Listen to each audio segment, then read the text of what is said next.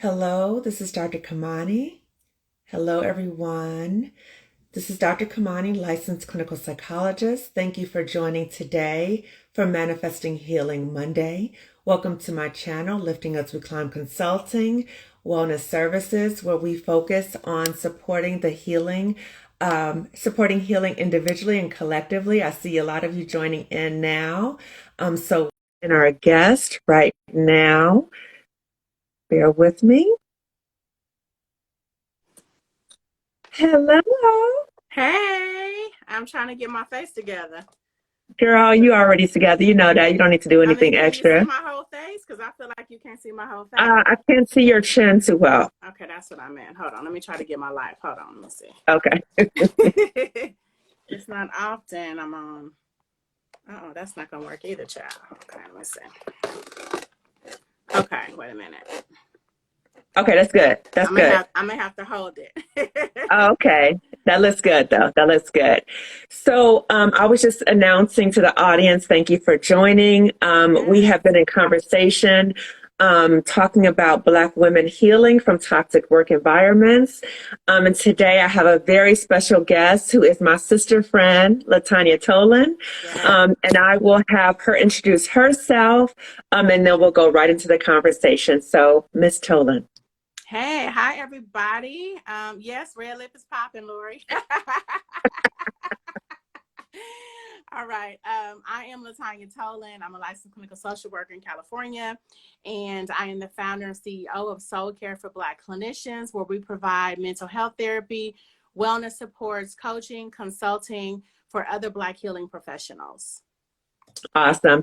And it's so special for me to have my friend here today because she has been instrumental in me even being here right now in terms of being in this space and also helping me heal from a toxic work environment. So I just want to tell you thank you. I can't tell you thank you enough. You're And so welcome. for us, yes. And for us, we've been in similar work situations. So in terms of that toxicity, we have a similar history. So we're going to just dive right into it. And then we're going to have time at the end to talk more about resources available to support Black women, because you and I have talked about, unfortunately, how Black women often experience these toxic work environments, and we kind of suffer in silence, and we keep going, and we're like, no, you're not going to run me out of here. Oh, I can figure this out. But it takes a toll on us, and it's not worth it. It's not worth it. It's not. Yes, yes. So, Ms. Tolan, if you could share with the audience about a toxic work experience that you've had. Right. Woo. I've actually had a couple. And, I was thinking about that this morning in the shower. And the part that's disgusting, not only is it just bad, period, but the part that is just disgusting is that the toxicity that I experienced was perpetuated by other Black women. Yes. Yikes. Yes. Yes, absolutely. That's the part that's disgusting. When I really reflect back about, experiences that I've had with male leaders of various cultures and ethnicities, I never had any problems. Wow. It was Black women. Now, granted, I've had some amazing Black women as well. Like, you had Rosanna Rose last week. Yes. Hey, I rise. Yes. Exactly. She is my number one favorite boss of all time. Okay. Right. Yeah, she's amazing. But yeah, my experiences were perpetuated by Black women. And interestingly enough, the three, well, I'm going to say there were four, okay, bad. So two, it was in one same environment, and it was a hierarchical situation, and they were best buds for 20 years.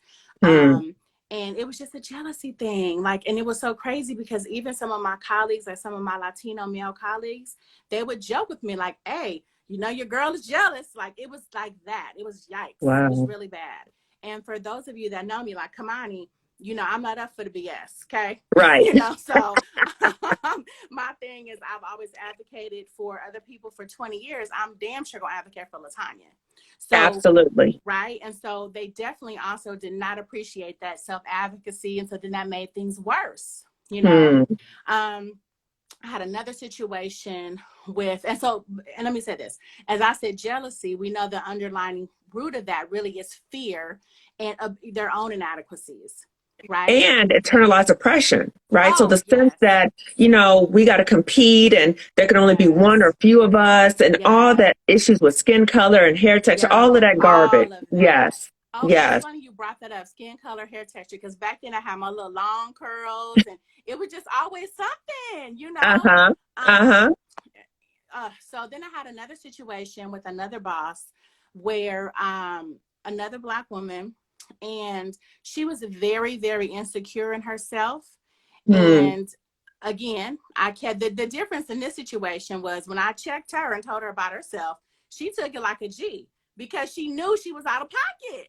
You Okay. know, so I had to kind of respect that. Like, okay, you're out Yes. of pocket, but you took it like a G because I'm Hmm. not the one. Okay, maybe Right. somebody else is. Okay, Right. I had another situation where a Black woman um, was my administrator and should have really advocated for me because of the issues I was dealing with the other two Black women, and she did not. You know, Yikes. yikes. So I had to let her know, like, hey, this is your job to be advocating for me, but since you're not, this is how I'm handling this. Yes. You Yes. Yes. know? Yes. So learning how to advocate and stand up for yourself. Yes. And so that's just part of who you are, right? But Facts. some Black women, kind of go within and question themselves and self-doubt and they work harder and it's just a Yeah. trap. But you Yeah. recognize crazy for crazy. You were like, no, this is not right. And No, I'm going to call you on it, I'm which gonna call says a you lot. on it. And for you, LaTanya, I think it speaks volumes because you are so centered in your Blackness and you are Yes. so pro-Black. So for that to happen by another Black woman or Oh, Black women, that can make it even more painful yes. because, we should be lifting each other up and looking out for one Yes. another, not pushing each other down and not supporting one another. And if Yes. I need Straight your up. help, you're not helping me. Yes. And when you know it is wrong, Right. On top of that. on top of that, you know it's wrong, you know? Right. So Right. my brain, you know me, tangential. My brain is all over the place. I got all kind of things I can talk about. But the part that's interesting that I'll share is that in those four Black women in these situations, these were all in different units and departments in different locations, but all in the same school district, you know? Yes. And so it just speaks to the toxicity in these really large environments, Yes. and and so with that, it was something that was very stressful because, I don't come to work for this. Okay. Like, Right. right. Okay.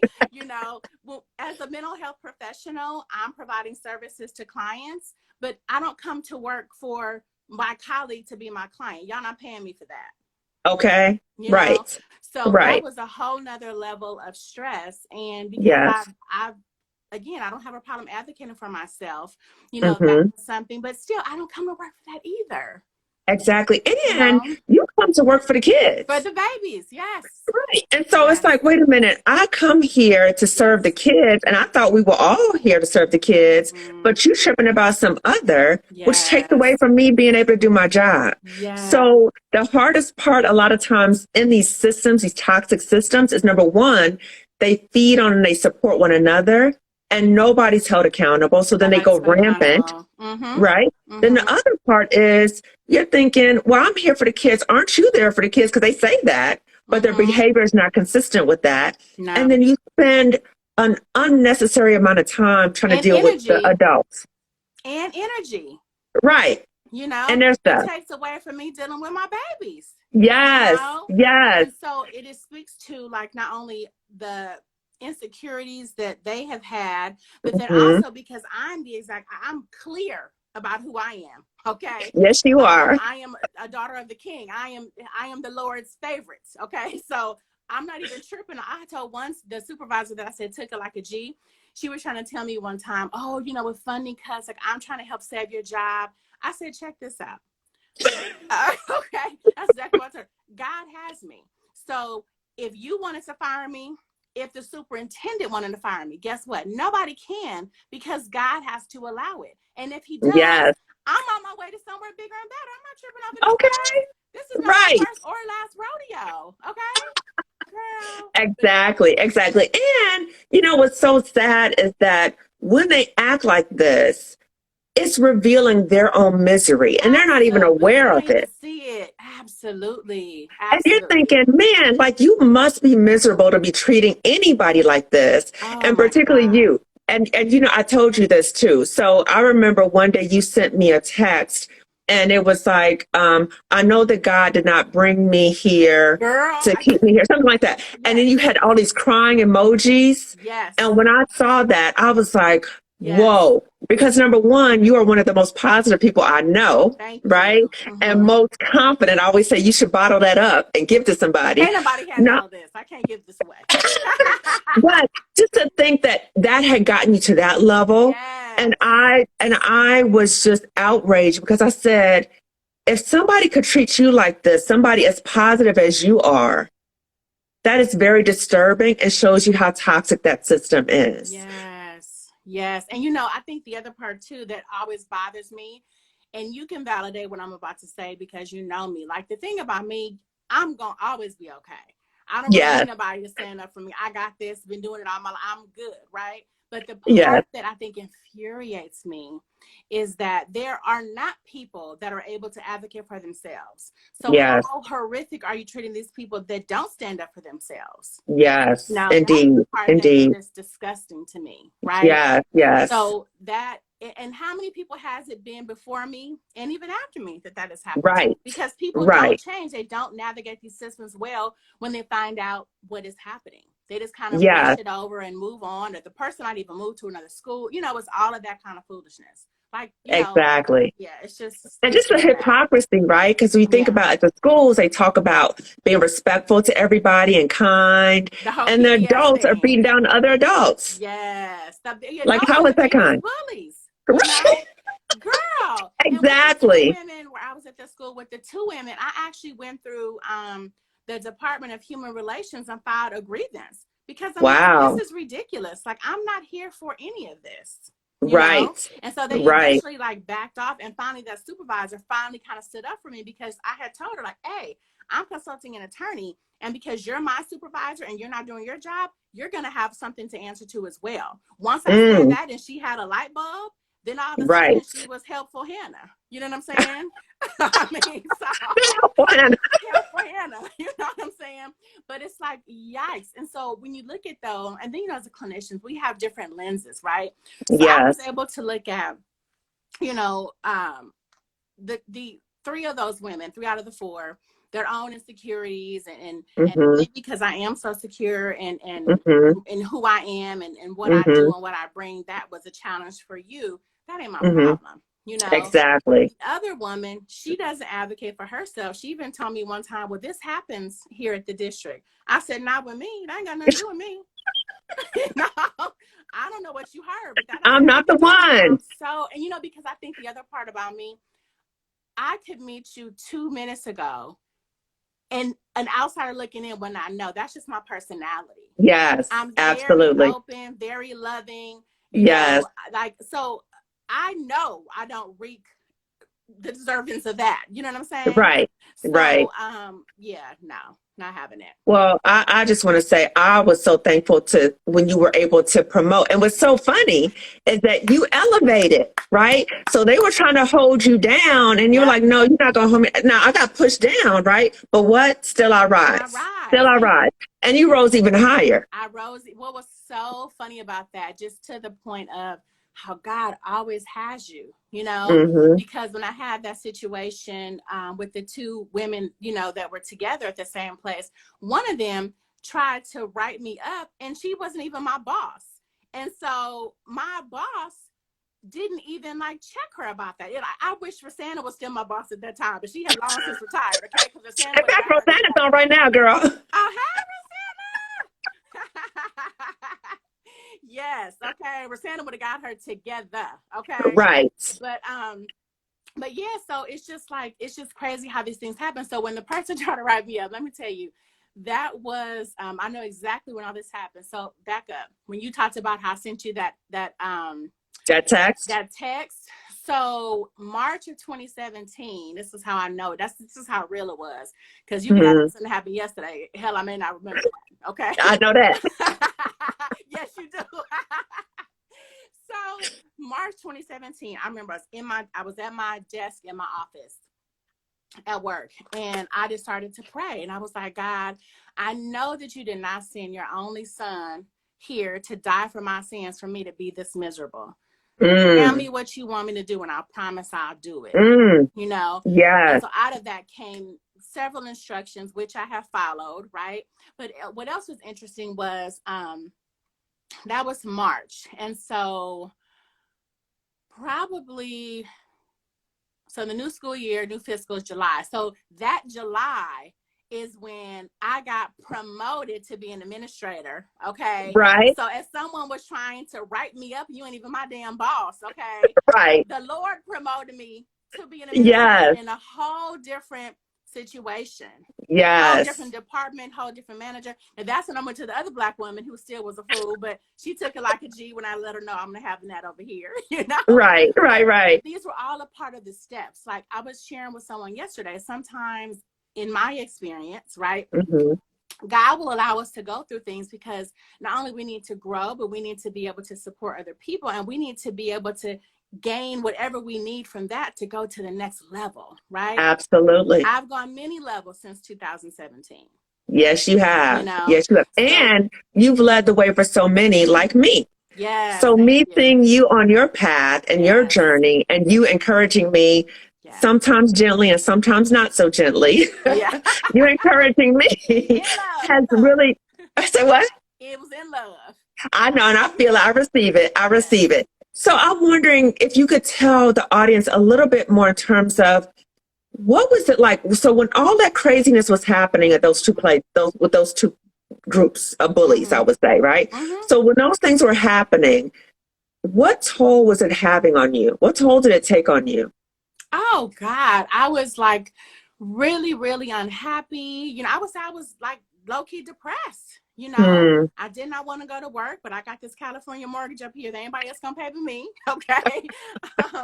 You know, I really, really had to press through and trust God. Like, okay, you have to be making a way because this is just unacceptable. You know, this is just unacceptable.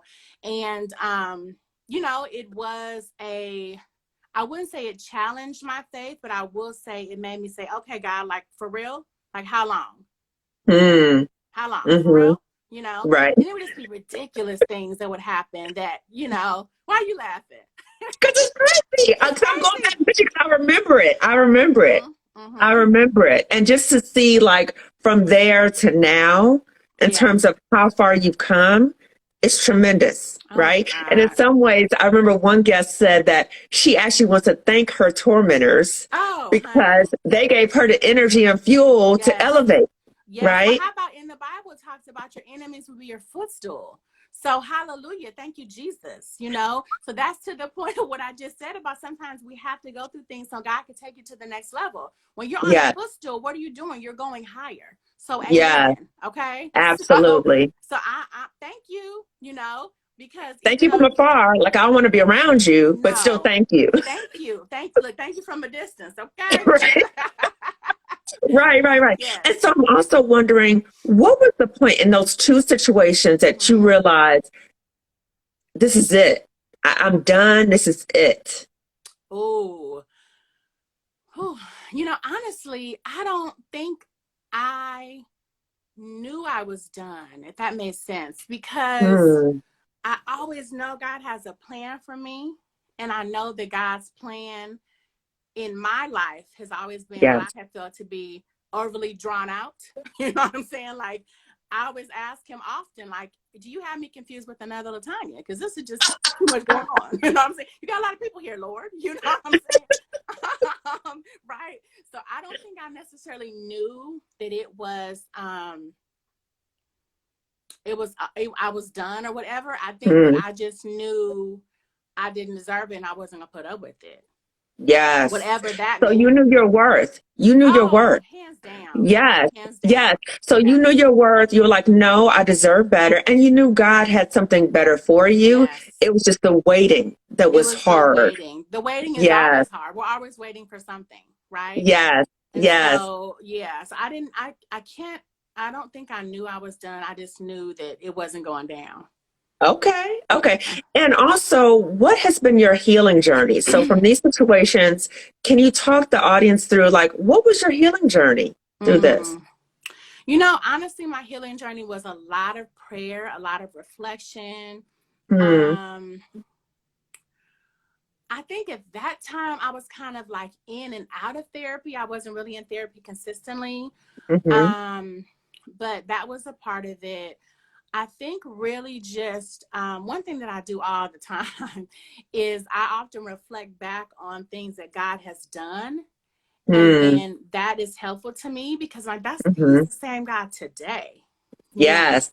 he's the same God today. And so that's something that I often do. And you know, and then I think about sometimes like I knew other people that had been through comparable situations, you know, like Mm-hmm. Santa and you know Mm-hmm. and other people, and how okay then like why not me? That's a dope black Right. woman, so am I. You know what I'm Yes. saying? So like why Yes. not me, right? And so what does Yes. that look like for me? But I think that really knowing who you are, not only just as Mm-hmm. LaTanya, but as the daughter of the king, you Mm-hmm. got to know it's going to be okay at some point, you know, Yes. and that is encouraging. My faith is always what is sustaining for me. Yes. Even in times when I cry or when I'm hurt or I don't understand, I'm asking God, what's up, God? What's up, JC? Like, what we doing? You know, Right. I still know those are human moments, right? I'm having human experiences, but I still know He has me. And so I think my Yes. faith is really what sustains me and like what really you know, just allowed me to move forward and heal. And then just Mm-hmm. again, the movement also, right? Because Mm-hmm. um, the movement, knowing that if I'm going to the next place, then okay, there's something else. Obviously, I was right. God had me. Right. There's something else happening. And so even though there's craziness in the next place, it still was not from whence I came. Okay. For It still real. wasn't as bad as, you know, with those other two black women. It still wasn't For that. real. For real. Mm-hmm. And Latanya, you were able to see the bigger picture. So in terms of us working for Black liberation, you were Yeah. able to see the bigger picture. Like this is not what's going to This is not support me. forever. No, This is yeah, and this is not no, going to support Black liberation. This is no. just a bull crap, right, to hold me Yes. down. And so you transformed, right, and you Mm-hmm. grew. So if you could tell the audience a little bit in terms of like what are you doing now? Right. So what's your bigger vision? What are you doing now? How are you supporting other Black women at this point? Mm.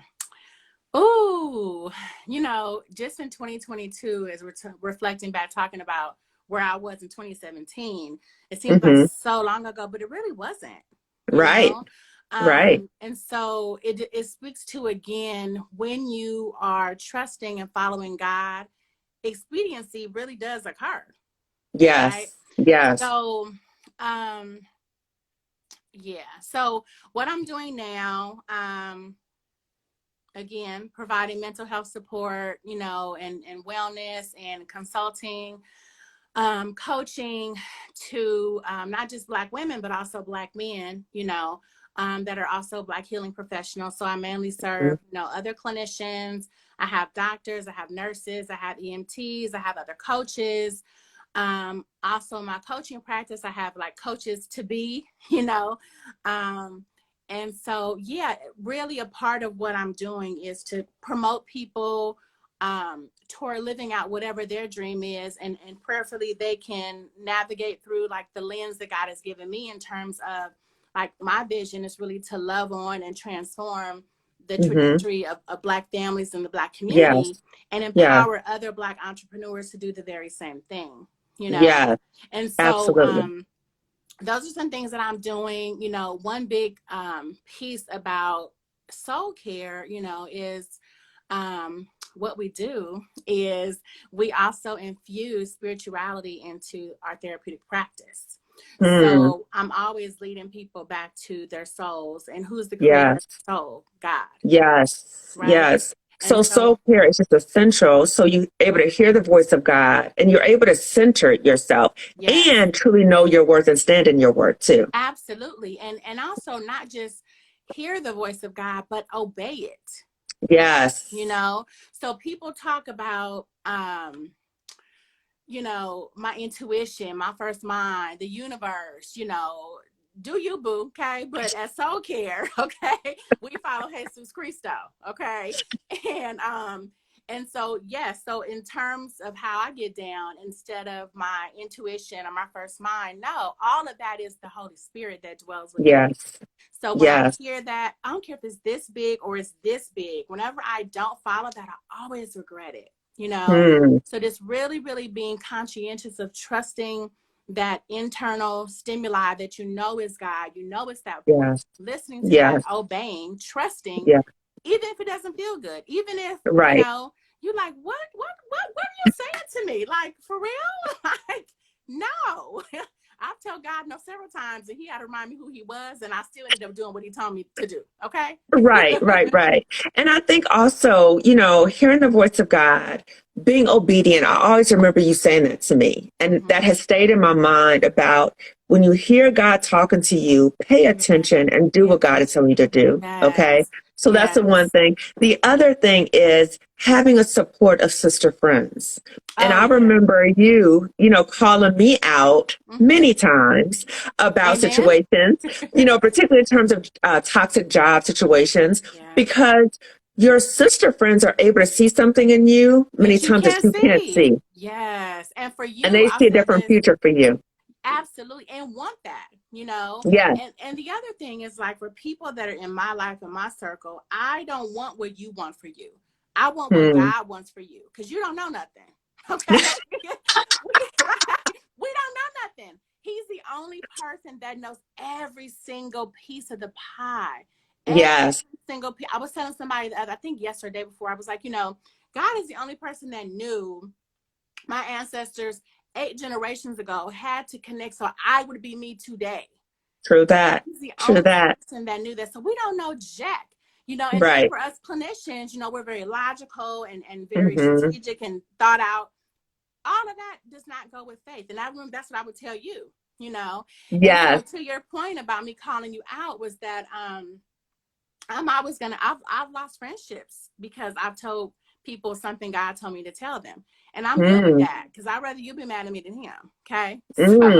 So in that, God would tell me things about you, and I would come and tell you as he told me to tell you, and you were open to hearing, and it just took the time for God to continue to nurture your heart. But look at where you are now. And it's just like, and so I appreciate you sharing that part of our friendship story, but in the same way that I keep it real, that I want that in return, because that's what we absolutely do. We're not telling the truth at 40. Absolutely. Okay? Absolutely. The importance of true friends. And I just remember just reflecting on my own journey, because it is a process, right? So the process of letting go of a toxic job and all that kind of stuff that I've talked about in previous videos.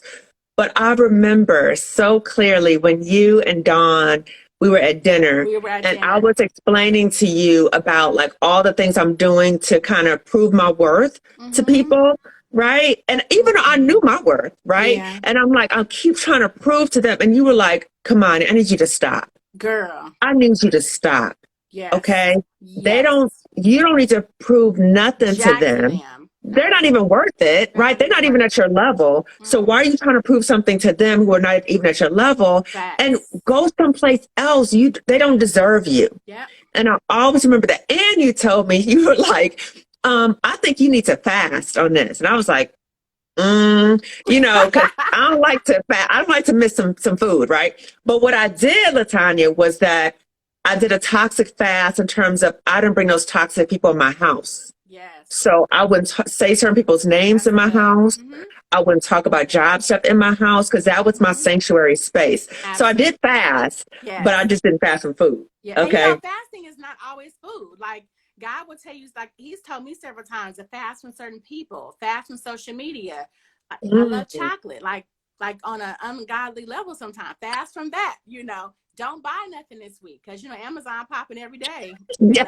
Okay. So, there are multiple, but the point is you have to enter in and ask God to tell you what is it that you're supposed to fast from and for how long. We always presume food, but it isn't necessarily always food. But you did your toxic fast, and I trust that that's what God put in your spirit. And there you go. Yes, You know? absolutely. And if we can also uplift Dr. TK and the role that she has had in both of our lives in terms of, again, another Black woman offering support and leading us, right? Letting us know that there's a For different way to sure. live and that we Absolutely. can live with abundance, and really helping us to really value our talents. Yes. And So you if you know could what? talk a little bit about Dr. TK and how Well, you introduced us and all that. yeah. So before I get to her, it's imperative that I share the way that I got to her was through prayer. I had another business coach before, like in a group situation, but I Hmm. knew that I needed more. So I literally Hmm. prayed very clearly and intently. I said, God, I need a me that has been further than me. Hmm. That was my prayer. I need a me that's Yeah. further than me. And a part of what God knew I also wanted was someone like me that'll keep it real and bust it open. Then, you know, when I need to get busted open, she is Yes. that. Yes, Okay. she is. I also needed someone that was a clinician. My other coach is not a clinician. And more Hmm. specifically, anybody that knows me knows she had to be Black. That's just Right. okay. That's just what Yes. it is. But more specifically, I needed her to be a California clinician because we have different rules in Southern California, you know. Mm-hmm. So Mm-hmm. I had been following her, and I think she was also following me. But like, you know, you follow 9,000 people, you don't see what Right. people doing, whatever. And so when I prayed the prayer, and let me tell you how just things just move. Woo! So I prayed that prayer. It wasn't that long. It might have been a couple of months. It wasn't that long, but in early February of 2020, her page happened to come up, and I was like, oh, let me just hit her up and see what's up, you know. And I Hmm. knew she was from Compton, so I knew I would get what I needed in terms of the busted open, because I need that, because I'm that. So you coming, Right. you know, with some whoop-de-whoop, that's not gonna Right. help me. So Right. The three breaths. yeah, right, okay.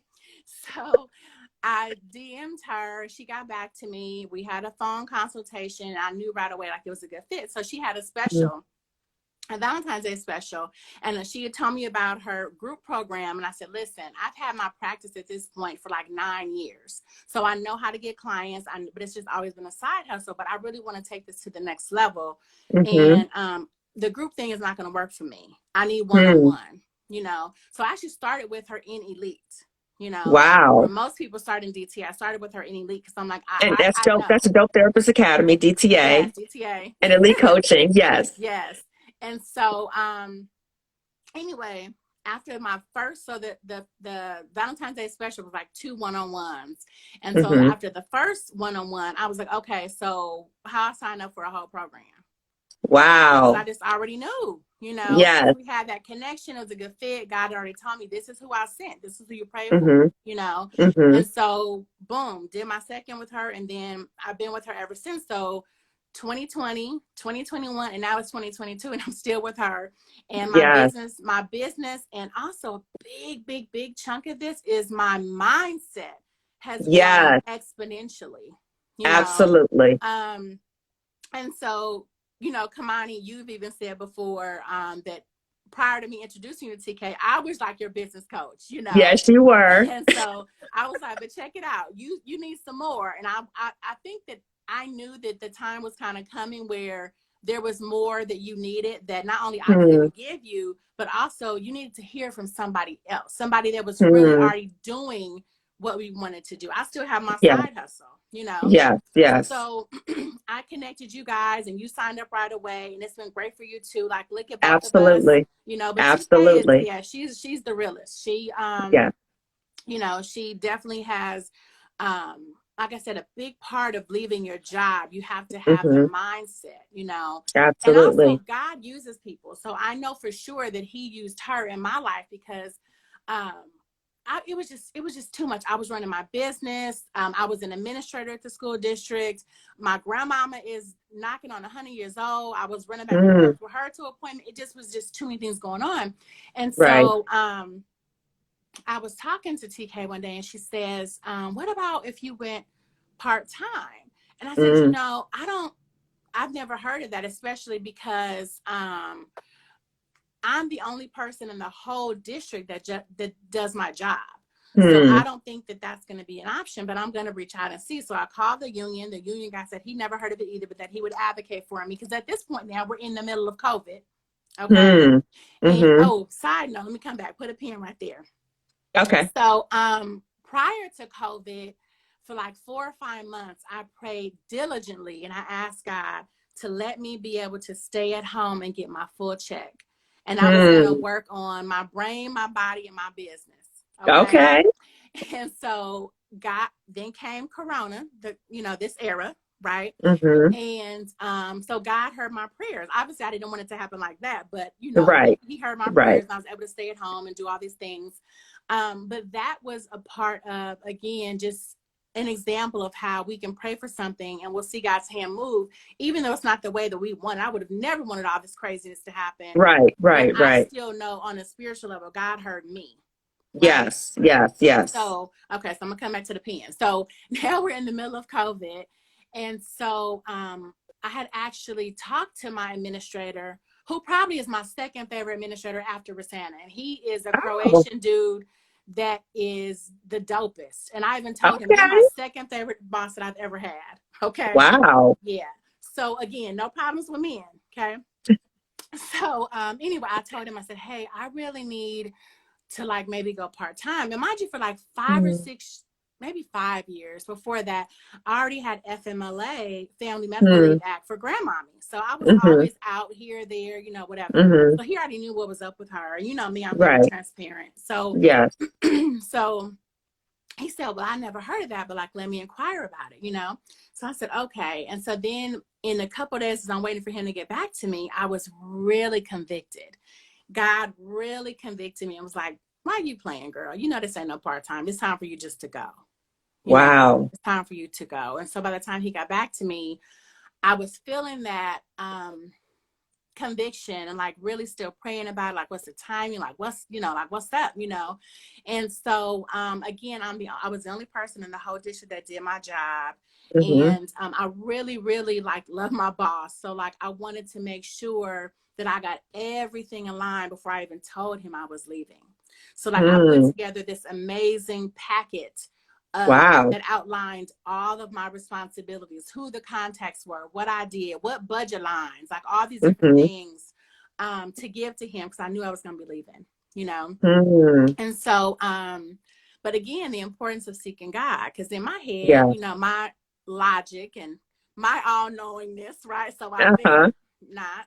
I thought I would leave in June 2021, because I'm like, okay, I can finish the school year out. I can have another like whole year service credit. And God was like, no, you're never going to work for anybody again. You don't need no service credit. Okay. Clear. Okay. Wow. Clear. So then you got the credit with me. That part. Okay. Amen. Okay. And then on top of that, he says, you'll be leaving in December 2020. Now that was a shocker, okay, because that was 6 months earlier than I had planned. So that was 6 months of private practice money I had planned on, changing the world with in 6 months, right? And so, but that wasn't God's plan. God wanted me to depend on him, not my bank account, And so when I look back in my life at that time, he's the only person that knows everything, because you remember when I was going through that first stats, because I'm also working on my PhD. So when I went through that first stats program, I thought I was going to glory, girl, because listen, okay? And so, but there was no way I could have done like legit 30 hours a week in that one class, plus 2 other classes, plus run my business, plus do my coaching with TK and the work I had to do, plus work 40 hours for them people. No. But only God knew that. So like, had I not been obedient, like, oh no, God, I hear you, but I'm going to leave in June like I planned, I would have been in a straitjacket somewhere. Yeah. So you could have been your best self. I wouldn't have been no self. Okay. Okay. I wouldn't have been no self. Okay. So I think I just really want to like run, not in the ground, but just run in the sky. The importance of having that connection, that relationship with God, and really, really seeking him even when it doesn't make sense to understand, it ain't supposed to. His thoughts are not our thoughts. His ways are not our ways, right? Yes. And so that, I'm telling you, my spirituality has been instrumental in my healing, in my growth, Mm-hmm. in my Mm-hmm. elevation, Mm-hmm. and where I'm continuing to go. Absolutely. Absolutely. So, LaTanya, can you share with the audience, how will people contact you? We know that you have Soul Care for Black Clinicians. And can you just share how you came up with the name? You know, I don't really remember how I came up with the name. Yes, of course. I would be honored to share. So, yes. So, Soul Care for Black Clinicians. So, again, going back to seeking God, right? God will use people in your life to bless you. Okay. Mm-hmm. And I'm so happy that you asked me that question, because now this is also my opportunity to share. I've shared this story with other people, but it's my opportunity to share with your platform. Okay. Mm-hmm. So I have been praying for a long time, because I knew several years ago, let's say, I don't know, 2015, 2016 ish, that I was supposed to like transform my private practice to working only with Black clinicians. I knew that. Didn't do it right away, but I knew it. So as time progressed, I had been praying. I was like, okay, God, tell me, you know, what should this name be? And like, it just kept hitting me like, this is all about taking care of yourself. Because like, people always talk about how I take care of myself, and I do this and do that, and you know, and that's what I do. No matter what happens, I'm going to take care of LaTanya. And so but self-care for Black clinicians wasn't hitting my spirit, you know. Right. And so one thing that I always say is, I want my soul to be happy, you know. And so it's really good to be around people that know you, and good friends, like you said, the sisterhood, and so that you can also have that vulnerability and be able to share, and also be able to listen and hear, because God will use those people close to you. God will use a donkey, as we know, okay? he can use a ladybug on the sidewalk. So you got to know He's going to use your people in your life, right? Yes. So one night, myself and my beautiful friend Kimani, we were at dinner, just the two of us, and we were talking about all these things. And you said, you always talking about your soul being happy. Like, what about soul care for Black clinicians? I said, girl, that's it. You know?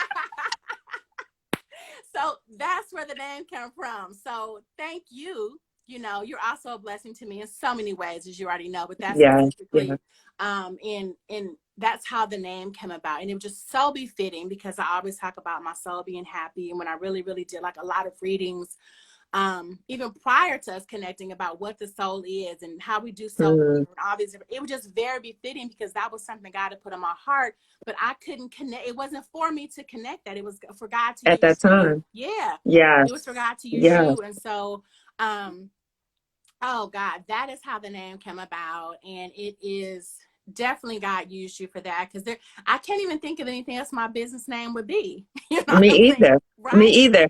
And how do you distinguish, because some people are going to get confused, how do you distinguish self-care from soul care? Excellent question. I get that question all of the time. So self-care, girl, I'm going to get my nails done, I'm going to get my hair done, you know, I'm going whatever. And self-care, you know, in my definition of it, is basically what is healthy and feels good to and for you. And that can look different for different people, right? You may have a different way of self-care than what I do, and you know, different get downs, right?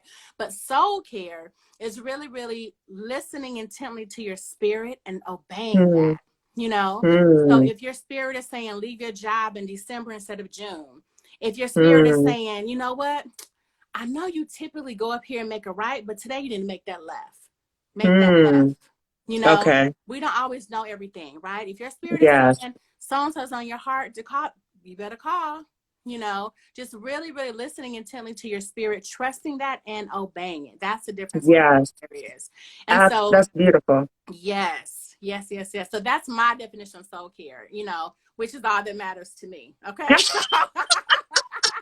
Of course, of course. Right. But again, but a part of that, going back to what I said earlier about the way that you are listening and tending to your spirit, is you also got to be clear about the creator of your spirit and who dwells inside of you. That's the Holy Spirit. Yeah. So you want to listen to that. So listening to the Holy Spirit, right? Listening intently, following, trusting, even if it doesn't feel good or it doesn't make sense to you. True that. Faith doesn't always make sense. And there might be fear, attached to it. Oh, yeah. Still be obedient despite it. Oh, yeah. You might have heard something in the past. I know there are things that God has told me specifically, and it did not turn out the way that I anticipated, but that still doesn't mean I heard wrong. It means God had another outcome other than what I knew. Yes. Yes. So we still have to just be obedient. Yeah. Absolutely. Absolutely. Yeah. So as we're winding down, LaTanya, if you can share just a little bit, just kind of give a summary again of your services, also your book, and how people can access your services and your book. Okay. So yes. Soul Care for Black Clinicians. We provide mental health therapy, consulting, counseling, and other curated wellness supports to Black healing professionals. I don't think one thing I didn't say earlier is that I also support organizations who employ Black healing professionals. So that's something else that we also do. And so I can be found at, IG at Soul Care for Black Clinicians. You also can look me up on the World Wide Web at soulcareforblackclinicians.com. And also I have a book called Doing Single Well. And it's a 31-day devotional that really is, even though it's geared towards single Black women, it really is for anyone that is trying to trust God during seasons of waiting. Because like I always say, we're always waiting for something, whether it's getting a new job, getting your husband, we're always waiting for something, right? Yeah. And so you also can purchase this book on Amazon. You also can purchase it on doingsinglewell.com. And also, LaTanyaTolan.com links you to all three of my websites, so you can't say you can't find me, okay? So true, so true, so true. So I just want the audience to really remember our conversation, and hopefully that we are able to model what true sisterhood is, right? Yes, that we've been there through the ups and the downs, right? And we're still supporting one another. Absolutely. And, I just want people to recognize that there's so many resources to support Black women. A lot of times we feel alone, we feel trapped, we feel stuck. There's so many resources. So LaTanya has her resources. I've had on a career coach, Coach Marcy, talking about resources. I've had s.annemariearcher talking about leaving with your coins. I had Stephanie Perry on talking about, she said, cut the job cord and live your best life, right? So there's so many different resources available to us. And I also have a job coaching program for Black women who are interested in leaving toxic jobs, but they need to process that mess, that garbage, so they don't take that step to the next professional opportunity. Yes. And Dr. TK, please reach out to Dr. TK if you are a therapist, a clinician, and you want to live a more abundant life, right? So in closing, my dear friend, I am so happy that you are my friend, right? And I'm happy, that you have been able to come and share your story, your testimony, because I know it's healing to so many people. And just for all of us to remember, still I rise, right? We are not victims. We are victors. We will continue to rise no matter what. And we stand on the shoulders of greatness. The fact that Rosanna was tuning in and we stand on her shoulders, right? So it's just so powerful for us to remember that as Black women, and that we continue to support and affirm one another, because as you've said, LaTanya, as you've shown your testimony, there are times that we don't, and it's so destructive when we don't. And so we have to recognize that all of that stuff, don't fall into the internalized oppression and that competition and all that. Racism. Okay. Yes. We have to be here to support one another and lift as we continue to climb forward, right? Absolutely. Come on, you better throw your business name in there, okay? Did you check that out? We continue to climb forward and get your soul care on, okay? Okay. Get it on. Get it on. So again, audience, I want to say thank you for tuning in. Thank you, everybody. This video will be on my YouTube channel, Lifting As We Climb Consulting Wellness Services. All my previous videos are there as well. Please share the video, subscribe to the channel and turn on notifications so you will be notified when I do post again. I just want to tell you, LaTanya, also, the chat has been popping. I haven't been able to keep up, but it has. So I just want to let you know how much support, you know, that we've gotten in the chat. And again, I just appreciate you so much. And I appreciate you too, my friend. Yes. So have a good rest of your day, everyone. And I will see you next Monday as we continue these conversations. All right. Take care. Take care. Bye. Bye. Everybody.